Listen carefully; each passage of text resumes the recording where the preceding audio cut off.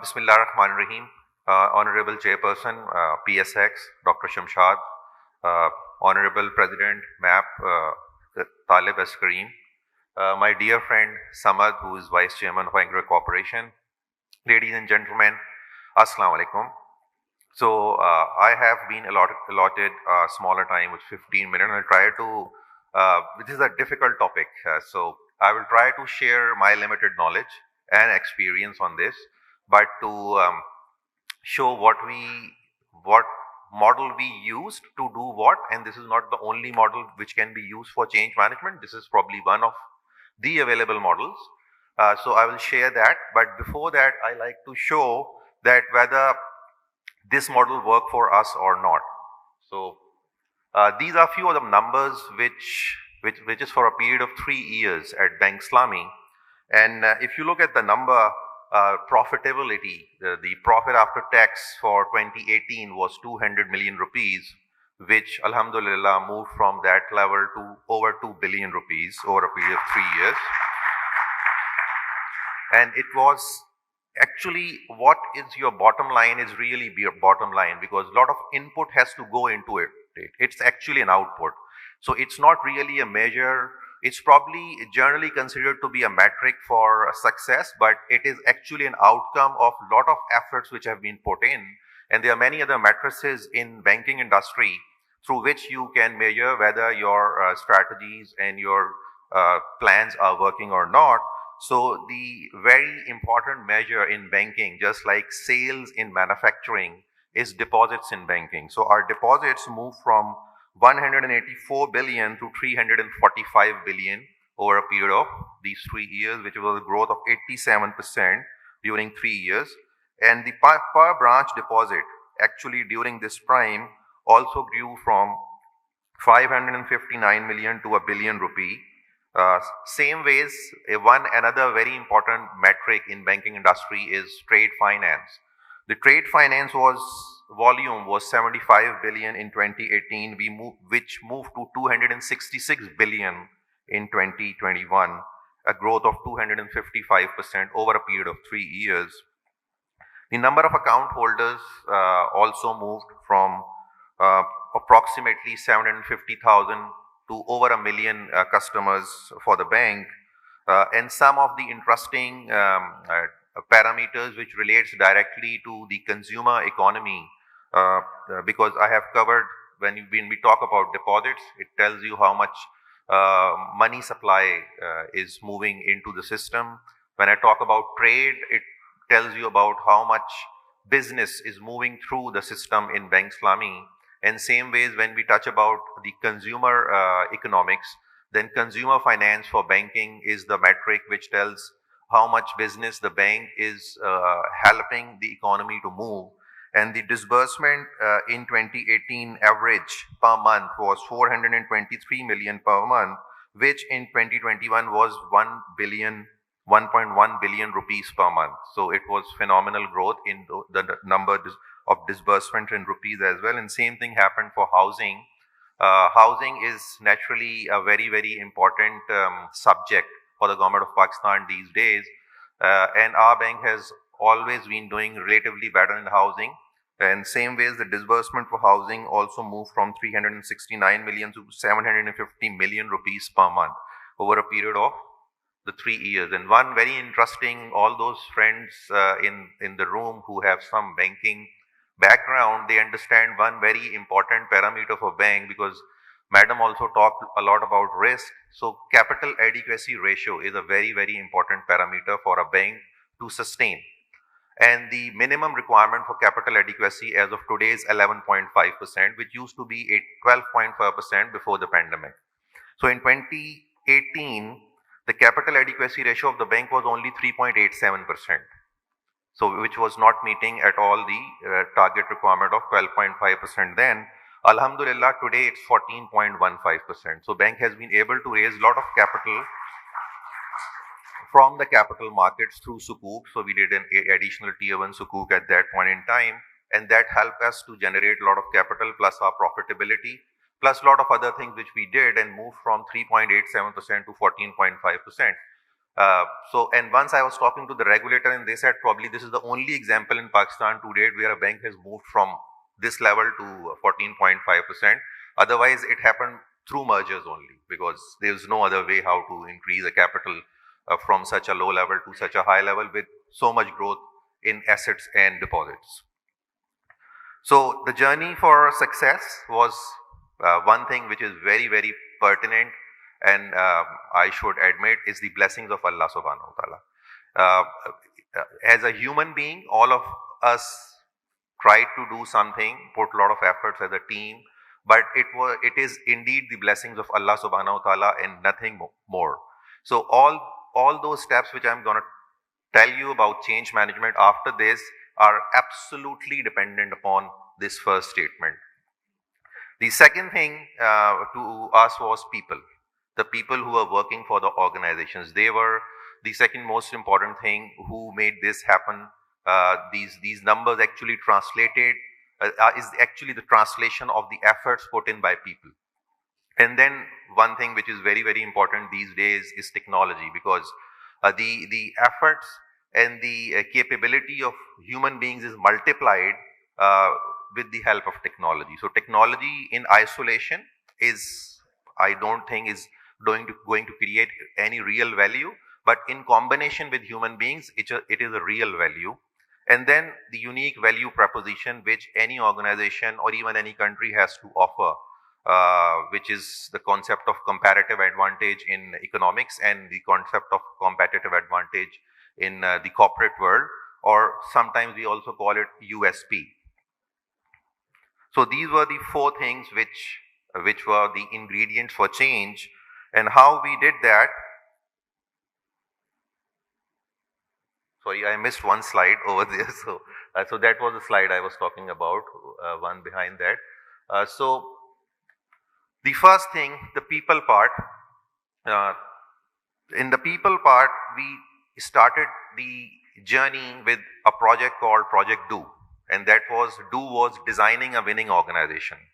And that was a project we completed end to end in a period of 3 months, because completing it at a faster rate was very important, because if you start changing anything, then it creates distrusts as well and anxiety among the people, because we are dealing with people, not machines. So in Project Do, we designed the whole organization according to the objectives we want to achieve. And there are certain important things. At times, organizations ignore the organizational design, importance of organizational design. They talk a lot about strategy, about plans and implementation and all that. But if your organization design is not right, your strategy cannot be implemented. So there is a saying from Roberts, who is a researcher, and he said, achieving higher performance in business results from establishing and maintaining a fit between three elements: strategy, organizational design, and environment in which operates.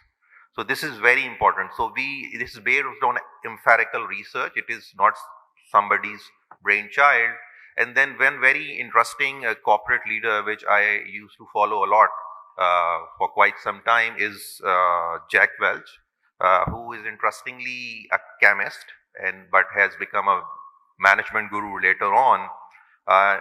In his book, Jack Welch wrote, in his book Winning, Jack Welch wrote, design an org chart to be as flat as possible, with blindly clear reporting relationships and responsibilities. Layers are a way to give people the feeling of growth when there is none.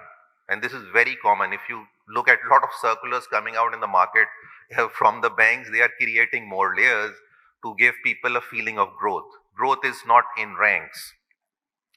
Growth is in success. Make your company flatter. Managers should have 10 direct reports at minimum and 50% more if they are experienced. So we have seen managerial positions with probably 1 or 2 direct reports. So Jack Welch said managers should have more direct reports so that they are really productive managers. So we followed these things, and then in designing the winning organization, we followed a book. So it was by the book approach. It was not by the hunch approach. So there is a very interesting book which I would recommend everyone to read. It's on organizational design, a step-by-step approach. It's like a manual by Richard Rutan. So this is a very interesting book. We actually use that book in designing the organization again. And what we did in summary in our organization was to bring in a concept of one-stop shop. So every branch should be a complete bank, should have all the products. It should be a distribution outlet just like a Imtiaz Superstore or a Carrefour Superstore, wherein all businesses can operate out of that outlet, and all products can be sold to the customer from the same outlet. So we redesigned the whole organization, and we bring all branches into a newly created segment called distribution. And we said, just like a normal FMCG, where there is distribution is a separate department from product lines, and in a pharmaceutical company, product lines are completely separate from distribution.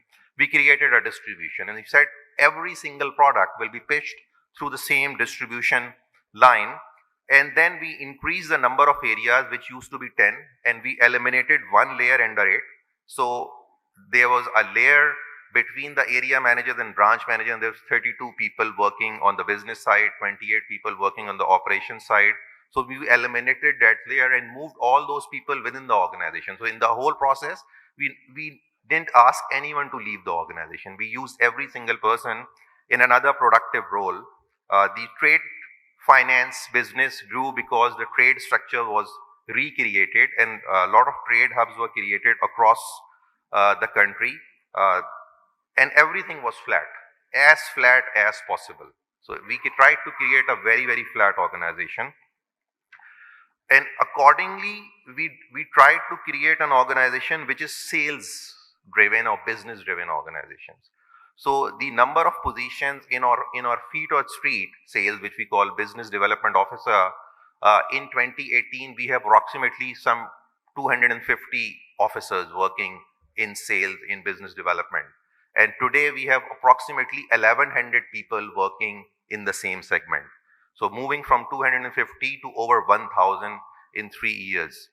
And we try to give a customer experience to every single employee of our bank. So our CFO, our head of internal audit, our head of operations, they actually joined sales blitz. And in the sales blitz, these senior people, including myself, move from shop to shop and try to sell the auto finance facilities and the account opening facilities to shopkeepers. So the treasurer has been in the sales blitz, the corporate head has been there, head of operations, head of internal audit, head of finance, head of Sharia, everybody have been given a flavor how to interact with the customer and how to serve the customer. So as a result of our effort, we ended up creating a slightly different organization. There is no perfect organizational structure for any bank or any corporate. You have to find one for yourself. But the structure was, on one side we have branch network. So everything was being sold through branch network. In middle, we have customer segments. So we went for a customer segmentation approach for business segmentation rather than for geographical segmentation approach. A lot of time people are confused between product segmentation, customer segmentation, and geographical segmentation. So we separated all three. On one side, we have product segmentation. On the top, we have customer segmentation. On the other side, we have geographical segmentation. And we blended all three properly so that all the products are sold through all possible customer segments to every single geography. So we designed the organization keeping this metrics or in our perspective. And now when I said that when we talk about people and technology and what people and technology can do together, I think there is a small video, and we use that video actually at that point in time. So this is a video from our 2018 exercise, Project Do exercise. So, and this is a video we found out from YouTube naturally in 2018. But Holland comes in for a pit stop. Time to refuel and change tires. Lou Moore himself changes the tires. Only 4 crew members, including the driver, are allowed to work on the car. It's a tense time. Holland stays in his seat, anxious to get away. Let's watch.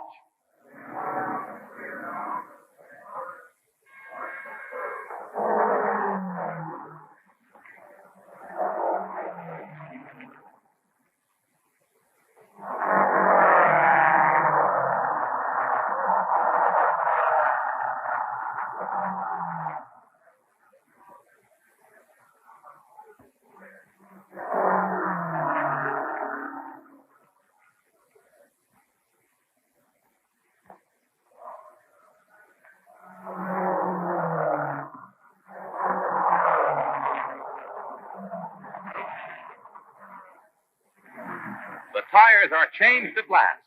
A crewman polishes the windshield as Holland moves away just 67 seconds after he stopped.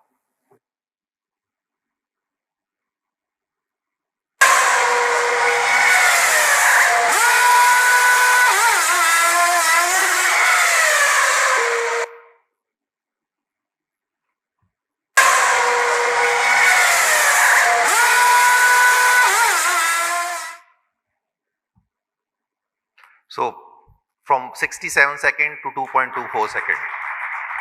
So as a team, we decided we have to operate in this manner. So it should not be 30% or 20%. It should be multiples, 2, 4, 5, 10.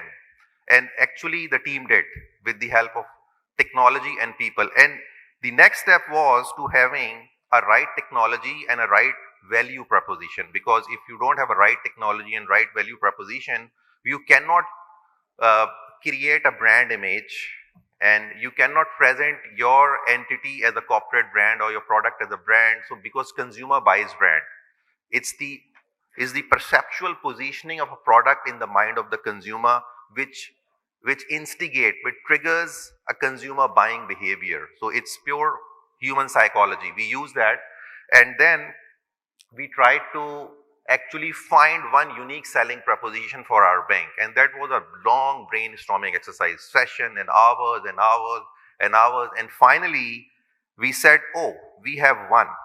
And we used to have a biometric technology. We used to have biometric ATMs. So if you go to an ATM, you can do any transaction biometrically. And that was being replicated inside the branches for some time as well. That on branch counter, one can also do a biometric transaction. So we said, okay, and it used to be called biobanking, so which was very ordinary. It was not really branded. We engaged few firms and we did a lot of brainstorming, and we found a proper brand name for that, and that was One Touch Banking. We went to the Intellectual Property Association and got a trademark registered in our name for One Touch Banking. So now globally, this is Bank Islami trademark, One Touch Banking.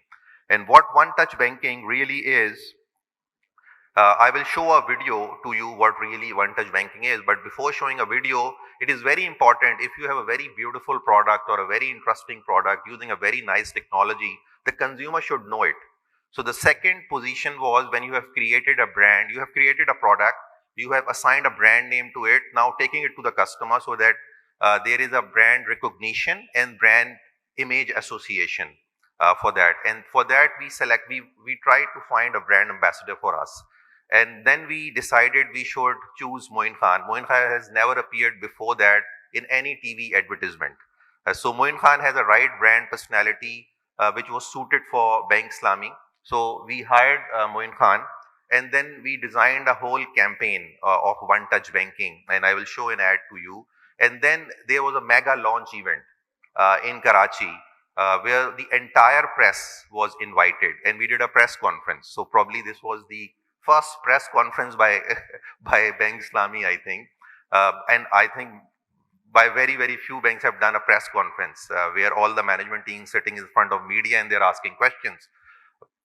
And this happened actually immediately after 3 months after the cyber attack the Bank Islami experienced. We not just counter that, and we came ahead with a technology-based product for our consumer, doing a press conference in which we unveiled this product.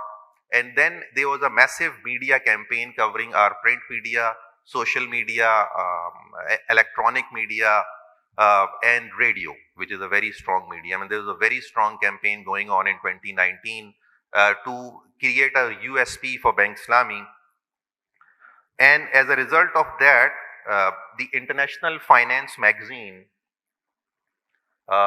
in the same 2019 recognized Bank Islami as the most innovative banking product. And when we had a word with them, they said, we have not seen this product anywhere in the world to date, as far as our knowledge is concerned, and the way it is being positioned.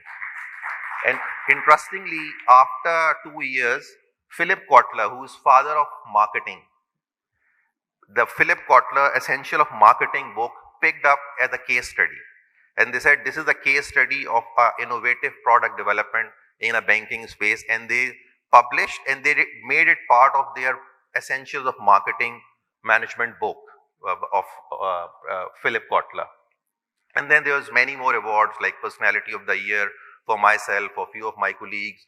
So that was a very interesting journey where we followed some basic steps. There's blessing of Allah subhanahu wa ta'ala. We used to pray every day for our success, and because the success is in the hand of Allah subhanahu wa ta'ala only. A human being can only put in effort, and the technology can only assist translating your efforts into some form of reality, but reality and perceptions has to be aligned. So let me show you the ad as well, which will tell you what really one-touch banking is, which was the start of the new journey for Bank Islami in 2019. So thank you so much. That's it from my side. There's a short video and you will enjoy that hopefully. हाँ मैं ATM पहुंचने वाला हूँ, gift लेकर आ रहा हूँ। पर आप अपना वॉलेट तो घर ही भूल गए। अरे एटीएम कार्ड तो घर भूल गया। दुकान तो बहुत लाजवाब है। हाँ तो देर किस बात की, एक काम करें, पे ऑर्डर अभी बना दें। पे ऑर्डर अभी? चेकबुक तो है ही नहीं। भाई मटेरियल का ट्रक आ गया है, 3 लाख रुपए चाहिए होंगे। 3 लाख अभी? चेकबुक तो है ही नहीं। जरूरत तो न वक्त देख के आती है और जगह तो बिल्कुल भी नहीं। तो ऐसे में बैंक इस्लामी है आपके साथ। बैंक इस्लामी पेश कर रहा है पाकिस्तान में पहली बार वन टच बैंकिंग, एक जदीद सहूलत जो करे आपको चेकबुक और एटीएम कार्ड ना होने की फिक्र से आजाद। अब किसी भी बैंक इस्लामी की ब्रांच या एटीएम पर वन टच बैंकिंग से कैश विड्रॉल, पे ऑर्डर, बिल की अदायगी और फंड ट्रांसफर जैसी सर्विसेज हासिल करें सिर्फ अपने थंब इम्प्रेशन से। इसके अलावा पे ऑर्डर, चेकबुक, ऑनलाइन बैंकिंग और पाकिस्तान के किसी भी बैंक में फंड ट्रांसफर की सहूलियात बिल्कुल मुफ्त हासिल करें। Bank Islami serving you the right way.